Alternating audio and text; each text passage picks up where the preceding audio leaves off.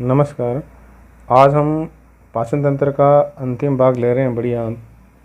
हमने पहले छोटी आंत का अध्ययन कर लिया है, पाचन क्रिया को देख लिया है। बड़ी आंत में जो क्रिया होती हैं, वो जो अपचित भोजन होता है या अपशिष्ट जो पदार्थ होते हैं, उनमें से अन्य कोई पदार्थ होते हैं, मान लीजिए जल हैं, अन्य कोई पदार्थ हैं, उनका अवशोषण करने का काम होता है। इसके अगर भाग देखे जाएं तो बड़ी आंत जो होती हैं उसके मुख्य रूप से 3 भाग होते हैं। पहला भाग जो होता है उसको अंधनाल कहते हैं, सीकम बोला जाता है। पहला भाग जहाँ से छोटी आंत बड़ी आंत से जुड़ती हैं। बड़ी आंत तो होती है, उसकी लंबाई छोटी आंत से कम होती है, लेकिन इसका व्यास होता है, इसकी जो दो बीच की जो चौड़ाई होती है ना, वो अधिक होती है, इसलिए इसको बड़ी आंत कहते हैं। पहला भाग जो होता है अंधनाल है। अंधनाल को सीकम भी कहा जाता है, सीकम कहा जाता है अंधनाल को। ठीक है। उसके बाद में जो भाग होता है उसको वृद्धांत्र कहते हैं, वृद्धांत्र भाग कहा जाता है दूसरे भाग को। अंधनाल का जो दूसरा भाग होता है वो वृद्धांत्र होता है, छोटी आंत का। ठीक है। इसको कोलन कहते हैं, COLON, कोलन कहा जाता है। और अंतिम भाग जो होता है मलाशय होता है। अंतिम भाग क्या होता है? मलाशय होता है। ठीक है। डायग्राम के रूप में देखा जाए तो आप किस प्रकार देखेंगे, जैसे ये डायग्राम है मेरे पास है बनाया हुआ, हम पिछले समझ रहे थे इसमें से। तो अगर मैं इसको देखा जाए तो ये जो भाग है, ये पार्ट, ये आपके बड़ी आंत है, ये आपका क्या है? पूरा बड़ी आंत है, ध्यान रखना। तो ये जो छोटी आंत है जो यहाँ से जुड़ती है बड़ी आंत में, ये जो पार्ट हैं, ठीक है ना, ये जो भाग हैं वो भाग आपके अंधनाल कहलाता है। क्या कहलाता है? ये अंधनाल कहलाता है, ये भाग। ध्यान करना, क्या कहलाता है? अंधनाल कहलाता है। फिर अंधनाल से फिर आगे ये बड़ा आकार होता है, ये आपका पूरा पूरा क्या कहलाता है? वृद्धांत्र कहलाता है, कोलन कहलाता है। फिर आगे जो ये थैलेनुमा भाग होता है, वो थैलेनुमा भाग जो होता है वो क्या कहलाता है? मलाशय कहलाता है, रेक्टम बोलते हैं। क्या कहलाता है? ये मलाशय कहलाता है। मलाशय जो होता है वो ये क्या कहलाता है? मल द्वार कहलाता है। इनका अध्ययन करेंगे हम, ये मल द्वार कहलाता है। ठीक है। अब देखो ये भाग हैं, ये पूरा भाग है, वो क्या कहलाता है? वृद्धांत्र। ठीक है ना। इस वृद्धांत्र के भी कितने, ये बड़ा भाग है तो इसके भी कितने भाग हो गए? 4 भाग। कितने भाग हो गए इसके? 4 भाग। 4 भाग कौन कौन से हो गए? देखिए, एक भाग को कहते हैं आरोही, क्या कहा जाता है? आरोही कहा जाता है। अनुप्रस्थ कहा जाता है, अनुप्रस्थ। ठीक है। और क्या कहा जाता है? अवरोही कहा जाता है। आरोही, अनुप्रस्थ और क्या कहा जाता है? अवरोही कहा जाता है। और अगले अंतिम भाग क्या कहा जाता है? सिग्माकार। क्या कहा जाता है? सिग्माकार। अब देखिए, आप एक बार ध्यान दीजिए इधर देखो, ये अंधनाल का, वृद्धांत्र का, ये वृद्धांत्र भाग है, तो इसका आकार कैसे हो गया? ये ऐसा आकार है, ये कैसा आकार है? ऐसा आकार है। तो हम क्या कह सकते हैं, इसका आकार कैसा हो गया? उल्टा यू आकार, उल्टा यू आकार, इसका ये आकार हो गया। 4 भाग हैं। देखो, प्रारंभ में यहाँ से स्टार्ट होता है, प्रारंभ में जो ये है भाग होता है, ठीक है ना, प्रारंभ में ये भाग कहलाता है इसका आहारोही भाग। क्या कहलाता है? इसका आरोही भाग कहलाता है। फिर ये वाला भाग, ये यहाँ से लेके यहाँ वाला भाग, ये भाग आपके कहलाता है अनुप्रस्थ। क्या कहलाता है? अनुप्रस्थ कहलाता है।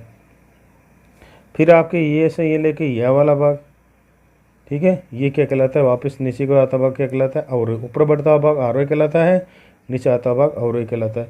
अवरोही के बाद में जो ये वाला मलाशय से लेकर अवरोही का ये वाला भाग जो होता है, ये कहलाता है सिग्माकार। क्या कहलाता है? सिग्माकार कहलाता है, ध्यान करना। ठीक है। ये 4 भाग हो गए इसके, आरोही, अनुप्रस्थ, अवरोही और सिग्माकार हो गए। ठीक है। आगे क्या आता है? मलाशय आता है। मलाशय क्या खुलता है? मलद्वार खुलता है। मुख्य रूप से अगर इसमें देखा जाए तो इसमें जो क्रिया होती है वो इसमें क्या होता है, इसमें आप डायग्राम देख रहे हो साइड में, इसमें जीवाणु पाए जाते हैं। क्या पाए जाते हैं? इसमें जीवाणु पाए जाते हैं। बढ़िया, ये ध्यान रखना। जीवाणु काम क्या करते हैं? जो अपचित भोजन आ जाता है बड़ी आंत में, छोटी आंत से जो अपचित भोजन आता है उनको किण्वन क्रिया द्वारा, किण्वन क्रिया होती है ना, किण्वन क्रिया द्वारा उसका सरलीकृत पाचन कर देता है, इजीली पाचन कर देता है। अपचित भोजन का किण्वन क्रिया द्वारा सरलीकृत क्या कर देता है? पाचन कर देता है। यानी कह सकते हैं इस भाग में बड़ी आंत में क्या क्या होता है, जल व खनिज लवणों का अवशोषण होता है। बड़ी आंत में क्या होता है, जल व खनिज लवणों का क्या होता है, अवशोषण होता है। ध्यान रखना, अवशोषण होता है। ये नोट्स ही है, जल व खनिज लवणों क्या होता है, अवशोषण होता है। आप सब लिख सकते हो साथ साथ में, जल व खनिज लवणों किसमें क्या होता है, अवशोषण होता है। ठीक है, ये हो गया आपके बड़ी आंत का भाग। आगे अगली बात आती है मलाशय। मलाशय में अभी आपने देखा है कि ये जो आहार नाल है, उस आहार नाल का जो ये अंतिम जो भाग है, ये वाला भाग जो है वो कहलाता है मलाशय। क्या कहलाता है, मलाशय कहलाता है। ध्यान करना, ये आहार नाल का अंतिम भाग क्या कहलाता है, मलाशय। तो ये आहार नाल का अंतिम भाग हो गया। आहार नाल कौन सा हो गया, अंतिम भाग हो गया मलाशय। ध्यान करना, रेक्टम बोलते हैं, ठीक है ना, इसे क्या बोलते हैं, रेक्टम बोलते हैं। ठीक है, अब देखो अगला क्या है, ये इसकी जो लगभग लंबाई जो होती है, लगभग कितनी होती है, 20 सेंटीमीटर होती है। ठीक है, कितनी होती है, 20। अंतिम जो 3 सेंटीमीटर लगभग छोटा सा भाग होता है, उसे गुदा नाल बोलते हैं, है ना, गुदा नाल बोलते हैं। एक मतलब कैसे, ये जो लास्ट वाला जो पार्ट है, इस प्रकार से देखिए, ये जो लास्ट वाला पार्ट है, ये जो एक नाल बनती है, या जो ये नाल बनती है, इसको कहते हैं गुदा नाल। क्या कहते हैं इसको, गुदा नाल कहते हैं। और ये छिद्र द्वारा बाहर खुलती है, मल द्वारा ये एनस होता है। ये छिद्र द्वारा जो बाहर खुलती है इसे क्या कहते हैं, जहाँ से अपशिष्ट पदार्थों का शरीर से बाहर क्या होता है, त्याग होता है। अब ये अपशिष्ट पदार्थों का शरीर से बाहर त्याग होता है, तो इस पर भी क्या होता है, कंट्रोल होता है। तो इसमें पेशियाँ पाई जाती है, जिन्हें सेवर्णीय पेशियाँ कहते हैं। सेवर्णीय पेशियाँ पाई जाती है, दो क्या पाई जाती है, सेवर्णीय पेशियाँ पाई जाती है। बही व अंत्य कहलाती है, बही व अंत्य कहलाती है, बही व अंत्य कहलाती है। ये क्या काम करती है, ये अपशिष्ट पदार्थों को बाहर निकालने का कार्य करती है। अपशिष्ट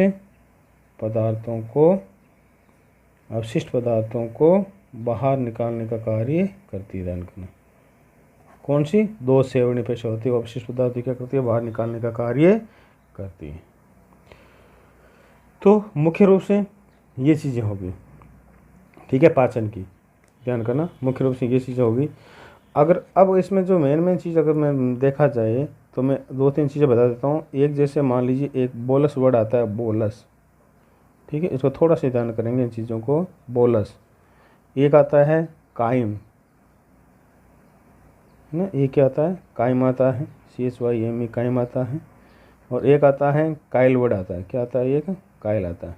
ठीक है, तो ये वर्ड क्या है, बोलस जो होता है, मुख में जो भोजन होता है, मुख में भोजन, मुख में क्या होता है, भोजन होता है। उस भोजन में क्या मिलती है, लार मिलती है। लार से जो एक लुगदी बनती है, एक बोल बनती है, उसको कहते हैं बोलस। उसको क्या कहते हैं, बोलस कहते हैं। फिर बात, जब ये बोलस कहाँ चला जाता है, अमाशय में, है ना, इसमें क्या मिल जाता है, जठर रस मिल जाता है। अमाशय में जठर रस मिल जाता है, तो उसे क्या कहते हैं, काइम कहते हैं। क्या कहते हैं, उसे काइम कहते हैं।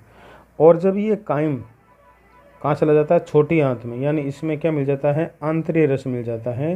क्या मिल जाता है, इसमें आंतरीय रस मिल जाता है, तो उसे क्या कहते हैं, काइल कहा जाता है। ठीक है, एक पूछ सकते हैं कि जीवाणु कहाँ पाए जाते हैं, जीवाणु बड़ी आंत में पाए जाते हैं। कहाँ पाए जाते हैं, बड़ी आंत में पाए जाते हैं। ध्यान करना, ठीक है ना, ये बड़ी आंत में पाए जाते हैं जीवाणु। इसका विशेष रूप से ध्यान रखना, जीवाणु जो होते हैं बड़ी आंत में होते हैं, क्या काम करते हैं, अपचित भोजन को सरलीकृत वसा में बदलने का कार्य करते हैं।